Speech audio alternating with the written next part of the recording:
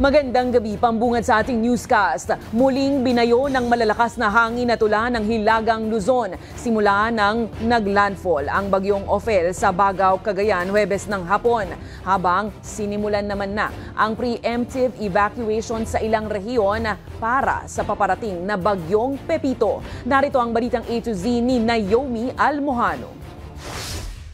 Di pa man nakakabangon mula sa bagyong Nika, muli na namang hinagupit ng malalakas na hangin at pag-uulan ng Hilagang Luzon. Naglandfall na kasi bandang 1:30 ng hapon ng Huwebes ang Super Typhoon at ngayoy bagyong Ophel sa Bagao, Cagayan. May lakas na hangin nito na aabot sa 185 kilometers per hour. Halos mabali na ang mga punong ito sa lakas ng hampas ng hangin sa Gonzaga, Cagayan. Pahirapan naman sa mga motorista sa Amulong, Cagayan ang lakas ng ulan.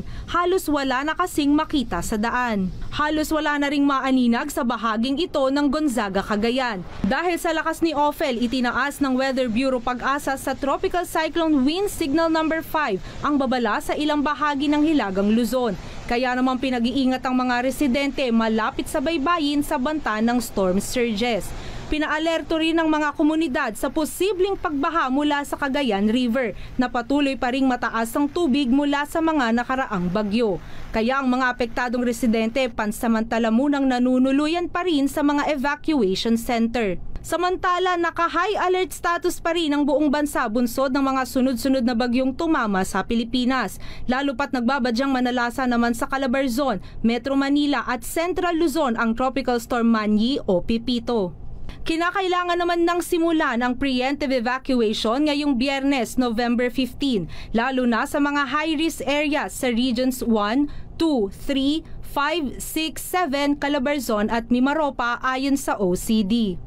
Local government units, together with concerned agencies, are being advised to ensure the readiness of evacuation centers and local response units to support preemptive evacuation activities and search and rescue operations. Nagsisimula na rin ang prepositioning ng resources bilang paghahanda sa epekto ni Pepito. Naka-standby na rin ang MMDA para sa posibleng pagbaha. Yung mga assets, yung mga boats, mga water purifiers na andito na. So, magpe-preposition po tayo. Magko-coordinate kami sa mga LGUs, yung mga traditional na binabaha and all. Samantala sa gitna ng mga bagyo, nagpaalala naman ang DSWD sa mga opisyal na huwag haluan ng politika ang mga relief operations. Yung po mga family food packs ng DSWD, definitely hindi po yan hindi po dapat yan lagyan ng mga pangalan o mga sticker that would advance, of course, the political agenda of some actors. Nasa humigit 400,000 na ang nakahandang food packs ng ahensya na handa namang ipamahagi sa mga nasalanta ng mga kalamidad. Para sa Balitang A to Z, Naomi Almojano.